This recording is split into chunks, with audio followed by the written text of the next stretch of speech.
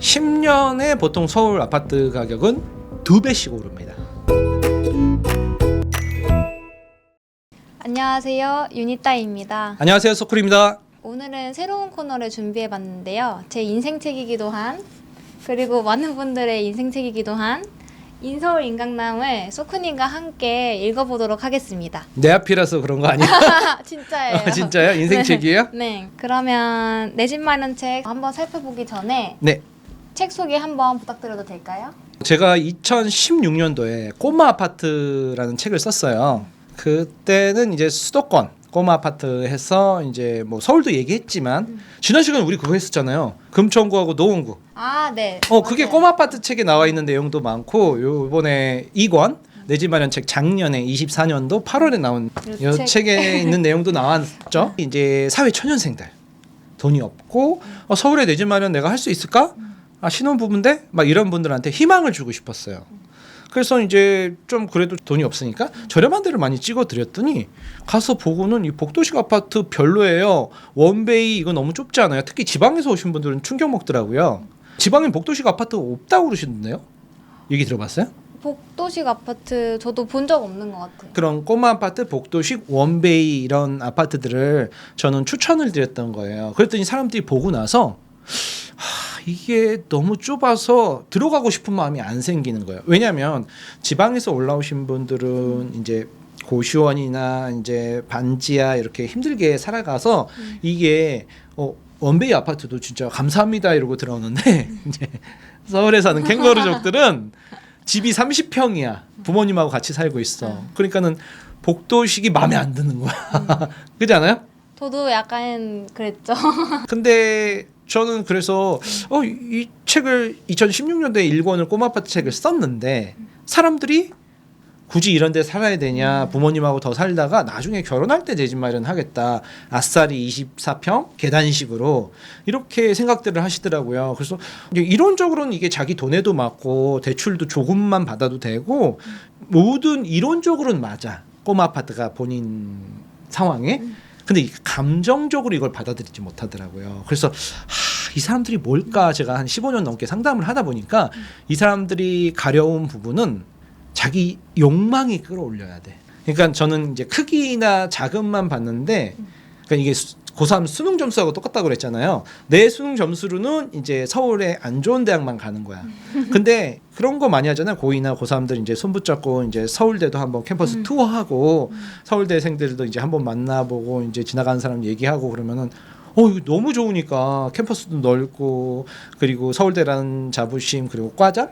잠바? 이렇게 딱 입고 다니잖아요. 그런 느낌들이 이제 그 꿈? 내 욕망? 내가 진짜 좋은 걸 사는데 그럼 고2, 고3이 그래 공부 열심히 해서 서울대에 들어가자. 진짜 여기 좋네. 그런 저희는 원픽이라고 그러는데 심장이 떨릴 만한 물건? 그런 물건들이 별로 없었던 것 같아요. 제 꼬마 아파트 책. 그러니까 2016년도에 책이 나왔으니까 벌써 9년 전 책이죠.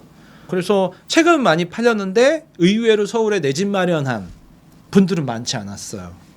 그래서 저는 이게 그냥 당신 월급에 이자 내고 모은 돈으로 여기 노원구입니다, 금천구입니다 막 이렇게 얘기를 했더니 아무 감흥이 없는 거야. 그래서 이번 작년에 24년도에 두 번째 책인 인서울 인강남 내 집 마련 책은 이제 조금 고가의 그 단지들, 입지들을 추천해 드렸어요. 그러니까 본인도 잘 몰랐던 자기 욕망을 긁어준 거야. 이렇게 긁어줬어 내가. 네. 그랬더니 이제 강남에 내 집 마련 하신 거예요? 네, 시원하던데요. 시원했어요? 집값이 오르니까 시원하죠. 그래서 제 생각에는 이분들이 좀 숫자가 아니라 내가 심장이 떨릴 만한 입지에 심장이 떨릴 만한 물건 뭐 이런 거를 조금 하시는 게 더 효과가 큰 것 같아.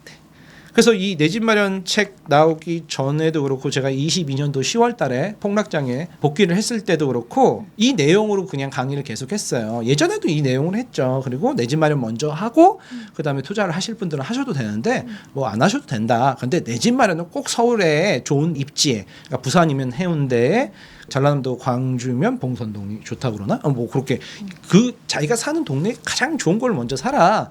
그랬더니 이제 사람들이 그래요? 제가요? 그렇게 할 수 있을까요, 제가? 막 이러면서 진짜 생각만 해도 좋은데요? 이러면서 자기가 열심히 이제 고3이 공부를 하기 시작한 거야. 내가 서울대 들어가서 과자 믿고 어디 가서 서울대 나왔어요. 막 이렇게 좀 그런가? 어쨌든 그런 부분이 나는 사람들한테 필요하지 않을까 해서 이 책 내용을 아예 제목부터 인서울 인강남 내 집 마련해서 당신도 서울대 갈 수 있다. 연세대 고려대 갈 수 있다. 당신도 인서울 내 집 마련 할 수 있다라는 희망을 주고 싶었던 거예요. 그래서 이 책을 썼습니다. 저도 그중 희망을 받았던 한 명 중으로서 네. 한번 같이 읽어보도록 하겠습니다. 내 집 마련 책 39페이지부터 한번 39페이지요? 가보도록 네. 하겠습니다. 첫째 마당 월급쟁이는 내 집 마련이 최고의 재테크. 이 내용이 되게 중요하죠. 뉴스에 말하지 않은 진실부터 말씀드릴 텐데요. 인구가 줄어들어서 일본처럼 집값이 폭락할 거라는 유튜버들의 말을 믿는 사람들이 많다. 투자 가치가 없어서 반값이 되면 그때 집을 사는 것이 더 이득이라는 말이다. 한편으로는 맞는 말처럼 보인다. 집을 살 수 있는 인구가 많아야 집값이 오른다는 것이다. 결국 수요가 중요하다는 말인데 집을 사는 수요는 가구수 단위로 움직이지 인구수로 움직이지 않는다. 현재 수도권은 인구수와 가구수 모두 급증하고 있다. 1인 가구의 증가, 지방에서 서울로 유입되는 젊은층, 외국인과 조선족의 증가 등으로 앞으로 지속적으로 수도권의 가구수는 증가할 것이다. 인구도 증가하고요. 가구 수도 많이 증가를 하죠. 통계청 자료를 저희가 한번 볼까요? 23년도 인구 주택 총조사 결과 통계청 자료죠. 우리나라 인구는 총 5,177만 명이에요. 우리나라 총 가구 수는 2,273만 가구. 정부 통계청 발표죠.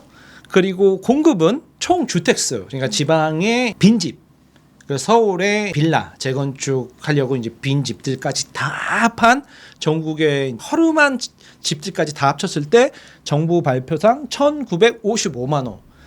그래서 318만 호가 부족한 거예요, 우리나라가. 집이.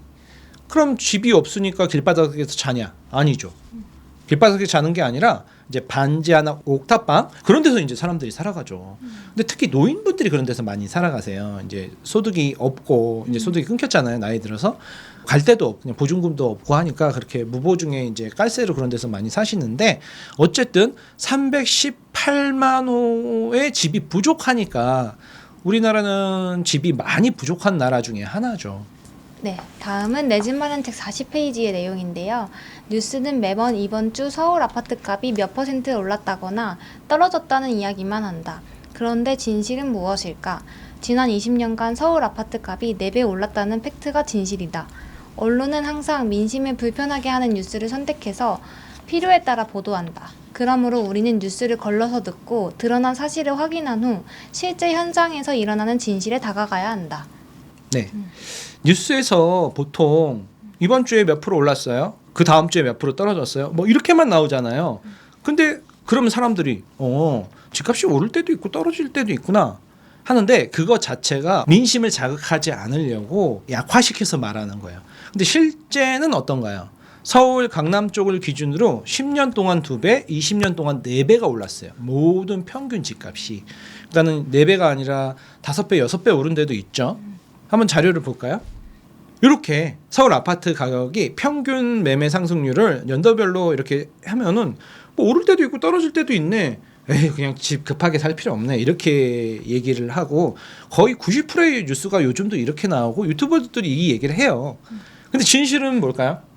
진실은 너무 그래프가 비슷한 것 같은데 좀 차이가 있지 않을까요? 강남이랑 강북이랑? 그래서 책에도 자료가 나오지만 40페이지에 서울 아파트 평균 매매 금액이 11억을 넘어섰어요. 제 책이 작년에 나올 때 8월에. 근데 지금 얼마인 줄 아세요? 서울 아파트 올랐을 평균 것 같아요. 13억을 돌파했어요. 제 책이 나왔을 때보다 작년 8월 지금 딱 1년 됐네요. 제 책 나온 지 1년 만에. 1년 만에 지금 평균이 2억이 더 올랐어요. 서울 아파트 평균이. 그러니까 뭐 5억 오른 거 있고 10억 오른 거 있고 오히려 강북처럼 떨어진 것도 있단 말이죠. 그래서 평균이 2억이 더 올랐으니까 이거는 어마어마한 상승이죠. 그래서 정부에서도 627 대책을 강력하게 대출 규제를 시행할 수밖에 없었죠. 첫 정부면은 약간 유화적인 정책을 이제 단계별로 시작을 하는데 제가 계속 상황이 심각해서 어쩔 수 없이 이재명 정부뿐만 아니라 다른 어떤 정부가 들어와도 강력하게 할 수밖에 없다. 아니면 이 광풍장을 잠재울 수가 없다고 계속 말씀드렸죠. 그랬더니 이렇게 강하게 했던 거죠. 네, 이어서 읽어보도록 하겠습니다. 비슷한 분양가 20년 후 격차는 18억. 하루라도 빨리 핵심지로 고고. 서울 아파트 값이 10년 전보다 더 떨어진 곳이 있을까? 그리고 20년 전보다 떨어진 곳이 있나? 정답은 여러분도 잘 알 것이다. 그렇다면 앞으로 10년 후 서울 아파트 값은 어떨까? 20년 후는 어떨까? 스스로 질문하고 답을 찾아가는 것이 공부이다. 그러니까 이렇게 좀 돌려서 얘기했는데 제는 사람들 충격 먹을까 봐 10년에 보통 서울 아파트 가격은 2배씩 오릅니다. 20년은요. 이거의 2배인 또 4배가 4배. 오릅니다. 그럼 30년 뒤는요. 8배가 오르죠. 8배. 서울의 핵심 입지들은요. 그렇게 올랐어요, 지금. 2006년도 노무현 정권 때 서울 아파트 평균 매매 금액이 3억대였습니다. 기억하시는 분들은 기억하실걸요? 경기도랑 얼마 차이 안 났어요. 강남하고 경기도도 그렇게 차이 안 났어요. 강남이나 분당하고도. 강남 쪽은 이제 구축들이 좀 많고 7, 80년대. 근데 분당은 90년대 졌으니까 20년이나 조금 신축이었잖아요. 그래서 3억이었던 게 10년 뒤인 2016년도에 5억 4천에서 6억 정도 되죠? 그죠? 예. 그러니까 정확하게 2배가 올랐죠. 10년 뒤에 2016년도에. 그리고 24년도에 11억이잖아요. 근데 25년도인 올해 그러니까 2006년도서 3억 2천서부터 계산해 보면 지금 13억까지 갔다는 거. 그러면 3억대가 13억대까지 갔다. 이게 평균이 그렇다는 거잖아요. 평균이. 이렇게 되면 국민들의 삶이 많이 힘들어지죠. 이게 우선 공급이 없어서 그렇지만 제일 문제는 시중에 통화량이 너무 많이 풀려서 그래요. 우리 맨날 얘기하는 유동성이죠. 유동성. 소비 쿠폰 신청하셨어요? 받았죠. 받았어요? 그렇게 시중에 돈을 이렇게 한 번 풀 때마다 12조에서 13조씩 시중에 쫙쫙 푸는데 집값이 안 오를 수가 없죠. 이제 뭐 전철요금, 물가, 집값만 오르는 게 아니라 싹 다 오르죠. 그때 맨날 얘기했잖아요. 우리 코로나 때 집값이 왜 올랐냐. 내수 폭망하고 수출도 안 되고 전 세계가 다 얼어붙으니까 정부에서 경제를 살리려고 돈을 쫙쫙 풀었잖아요. 그때 한 3번 나눠줬을걸요? 그때보다 요번에 더 많이 사람들이 신청해서 받아갔다고. 그런데 앞으로 이렇게 한 번 받고 나니까 요거 공짜로 받으니까 좋네. 세상에서 제일 비싼 게 여러분들 공짜입니다. 그래서 상황이 좀 심각해질 것 같다. 유동성이 시중에 많이 풀렸다. 금리는 어쩔 수 없이 우리나라 경제 상황상 내려야 된다. 그래서 한국은행에서 금리를 내려야 되는데 지금 동결시킨 이유가 지금 집값이 너무 폭등할까 봐 선제적인 조치로 금융위원회에서 627 대책을 했던 거다. 이렇게 전체적인 퍼즐을 맞춰보고 이제 정책 결정권자 그리고 대통령 그리고 이제 정치를 하시는 분들의 입장에서 생각을 해보면 이럴 수밖에 없죠. 네. 도봉구가 10년 동안 3억이 올랐대요. 평균 뭐 6억에서 3억이 오를 때 서초구는 얼마 올랐나요? 25억이 올랐. 9평 84 평균값이 서초구에서 2015년도에 네, 8억 5,200만 원이었는데 올해 올해. 상반기에는 20억 1,500만 원. 237% 올랐네요. 12억이 오른 거죠. 근데 도봉구는요? 9평. 도봉구는 3억 3,100만 원에서 6억 3,700만 원. 97%가 올랐네요. 도봉구도 많이 올랐는데요. 10년 동안 도봉구도 2배가 올랐잖아요. 봐요. 근데 서울 핵심지 강남 3구는 3배? 3배 정도 올랐죠. 그래서 9평 아파트 격차 지수라고 여기서 지금 뉴스에서 말하고 있는데 10년 전에 3.15배 거래 상위 가격 10%야 하위 10%의 평균가 비율이 격차 지수가 3.15였는데 지금 4.9로 거의 5로 벌어지고 있어요. 그래서 이 양극화가 이제 점점 심해지지 않을까 그렇게 생각됩니다. 근데 도봉구도 저는 많이 올랐다는 게 놀랍네요. 도봉구도. 그러니까 서울은 집이 부족하니까 저 강북 끝에 있는 도봉구조차도 지금 10년 동안 2배가 오른다. 주식해서 10년 동안 아무리 주식을 해도 3억 벌기가 쉽지가 않거든요. 그러면은 이거 보니까 어떻게 해서든지 핵심지로 빨리 들어가야 될 것 같아요. 그렇죠. 요즘 부동산 시장이 너무 뒤숭숭해서 내 집 마련을 해야 될지 말지, 한다면 어디로 해야 될지, 그리고 갈아타기 하시는 분들도 고민이 많으실 것 같아요. 그런데 소쿠님께서 이번에 유료급 상담을 무료로 해주신다고 합니다. 진짠가요? 네, 무료로 해드립니다. 와, 그러면 아래 이메일로 양식에 맞춰 보내주시면 저희 작가팀이 직접 하나하나 다 읽어보고 선정을 통해 연락을 드린다고 합니다. 그럼 많이 신청해주세요.